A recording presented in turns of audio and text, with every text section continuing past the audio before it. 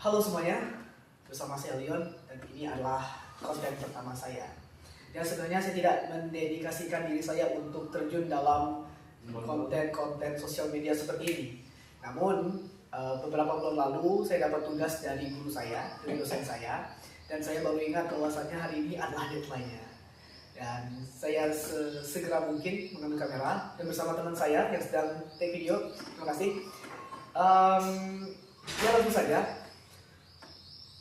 Topik yang saya akan angkat hari ini adalah tentang Iran melawan Amerika dengan Israel. Ya, Iran dan Zionis. Sebagai pendahuluan, mungkin saya akan membahas bagaimana sejarah konflik Iran dan Amerika. Oke. Konflik Iran dengan Amerika dan Israel bukanlah hal yang baru. Ini adalah sebuah konflik lama yang memang sudah terjadi beberapa tahun silam. Tepatnya itu berakar pada tahun 1979 dan pada saat itu terjadi revolusi Iran. Dilansir dari Wikipedia dan Britannica, pada tahun sebelum 1979, Iran dipimpin oleh seorang pemimpin otoriter yang bernama Shah Muhammad Reza Pahlavi. Ia dikenal sebagai seseorang yang cukup pro dengan Amerika karena hubungannya eratnya itu dengan Amerika. Hubungan Iran dan Israel otomatis juga menjadi cukup erat. Namun setelah revolusi, Iran dipimpin oleh seseorang revolusioner yang bernama Ayatollah Ruhollah Khomeini, yang dimana Iran pada saat itu juga mencetuskan sebuah sistem kepemimpinan baru, yaitu pemimpin agung.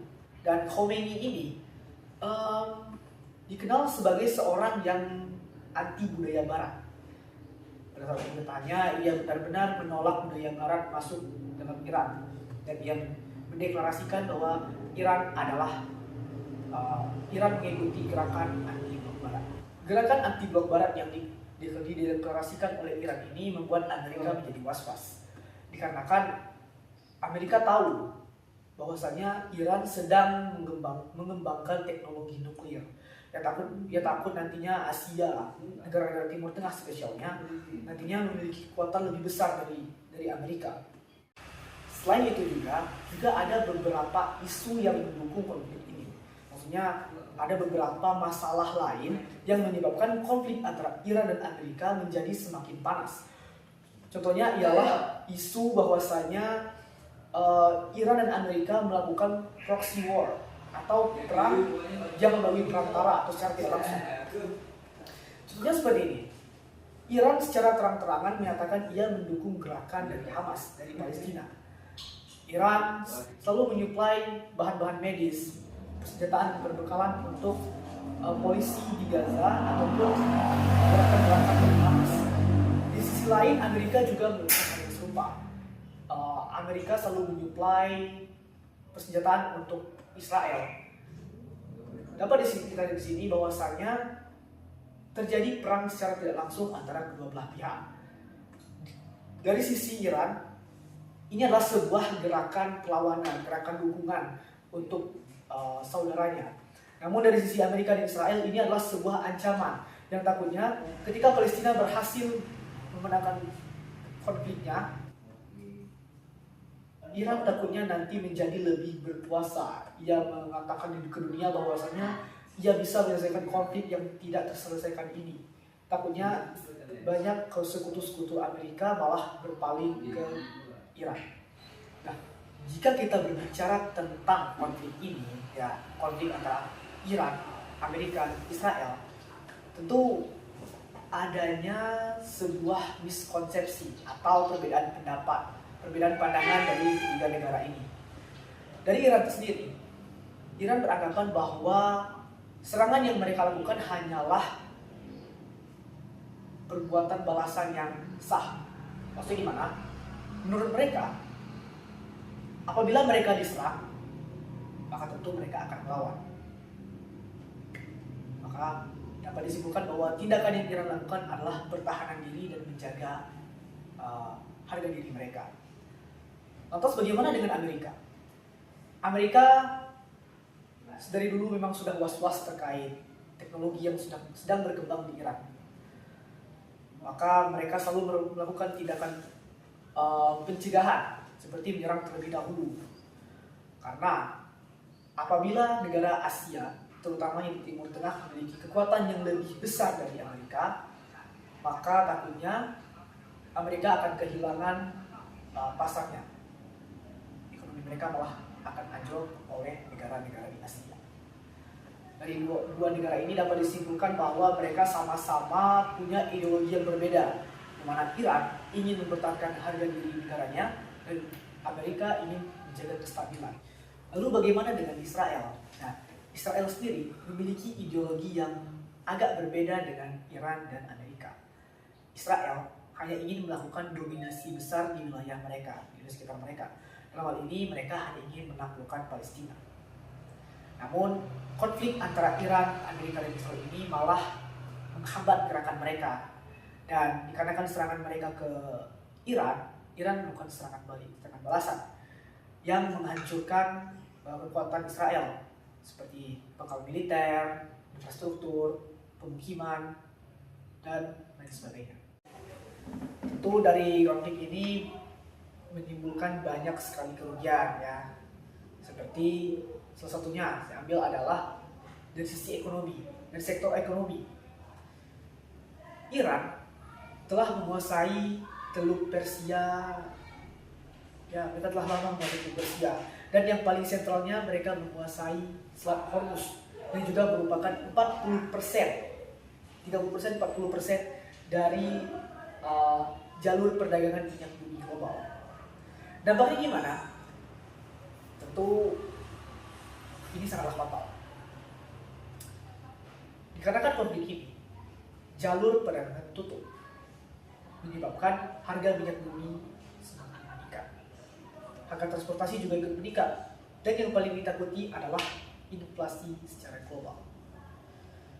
Oke lah, tidak perlu jauh-jauh. Coba kita lihat dari sisi negara kita sendiri. Apakah juga berdampak? Dari Indonesia sendiri tentu bisa terbilang terpengaruh karena Indonesia adalah negara yang sering mengimpor barang-barang luar. Tentunya minyak bumi juga termasuk.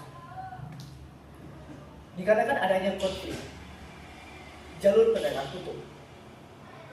Jalur perdagangan tutup, Indonesia tidak bisa mengimpor barang-barang dari luar. Maka dari itu, Indonesia mengalami kerugian dalam segi minyak bumi. Juga Indonesia mengalami kerusakan yang Indonesia mengalami beberapa kerugian yang kurang lebih mirip seperti yang ada di global, yaitu ya secara minyak bumi, transportasi, dan inflasi. Jika kita melihat konflik ini, ternyata ada beberapa hukum internasional yang terlibat dan juga dilanggar. Salah satunya ialah United Nations Charter, UN Charter pasal 2 ayat 4. Di sana tertulis bahwa negara dilarang menggunakan kekuatan militer terhadap negara lain. Namun jika kita comparekan ke konflik sekarang, dapat kita lihat bahwa Amerika menyerang Iran tanpa ada alasan apapun. Mungkin alasan mereka ialah untuk berjaga-jaga, berhati-hati, takutnya nanti Iran menyerang mereka duluan. Namun tetap saja, ini hanyalah sebuah dugaan. Tentu, ini adalah hal yang ilegal di mata PBB. Sekarang di pasal kedua, ialah hak bela diri, pasal 51 Piagam PBB. Di sana jelas tertulis bahwa suatu negara bisa melakukan pembelaan diri dengan syarat alasan mereka itu dinyatakan sah, legal. Namun jika kita rekap sedikit ke belakang, kita lihat bahwa Amerika menyerang Iran tanpa ada alasan apapun. Mereka bilang adalah pembelaan diri, namun ini masih praduga. Mereka beranggapan seperti tadi bahwa Iran ingin menyerang mereka, namun ini hanyalah praduga. Dan yang ketiga dan terakhir, sebenarnya ada banyak hukum yang dilanggar di sini, cuma saya rekap 3 saja. Ketiga ini ialah yang paling krusial, yaitu hukum humaniter internasional. Nah, pada konflik kali ini ternyata ada beberapa hal yang dilanggar.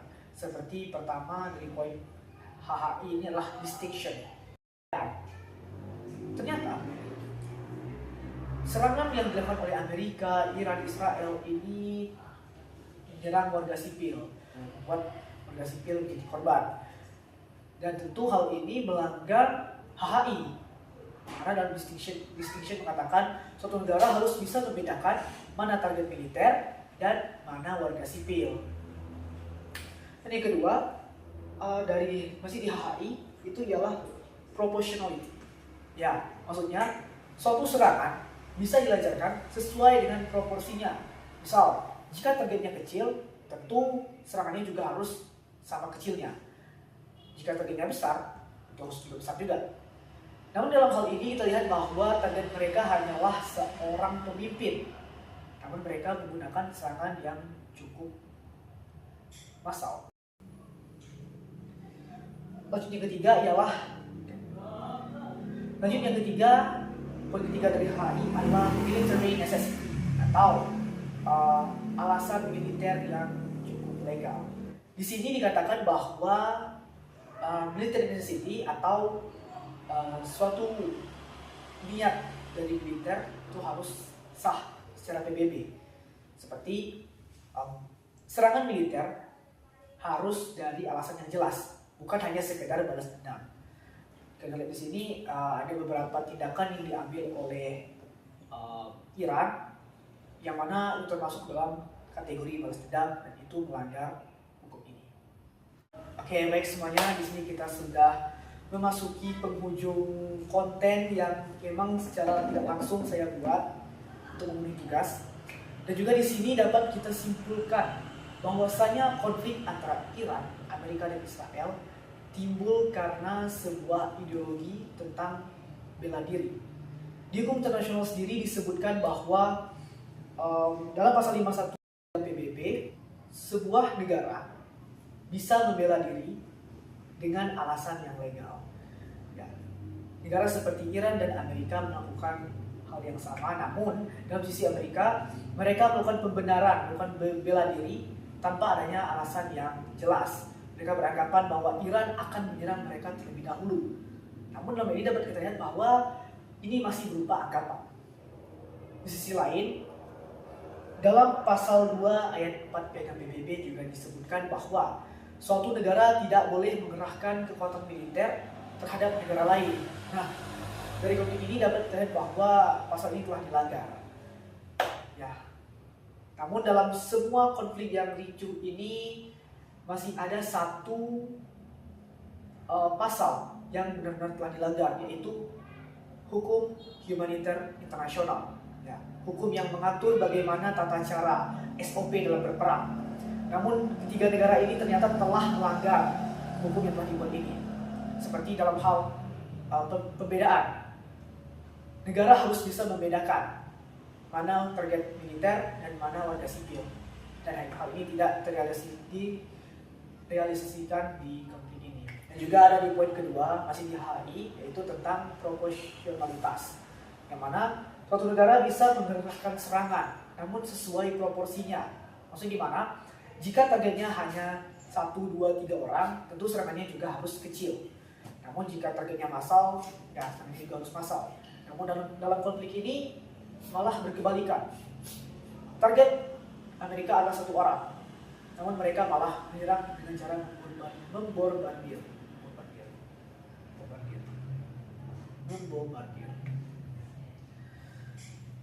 Serta yang ketiga, military necessity, alasan militer. Tentu dalam berperang harus ada alasan dan tidak boleh didasari dengan balas dendam. Sekian dari saya. Saya Nabi Mujastil. Saya ucapkan terima kasih untuk kalian semua.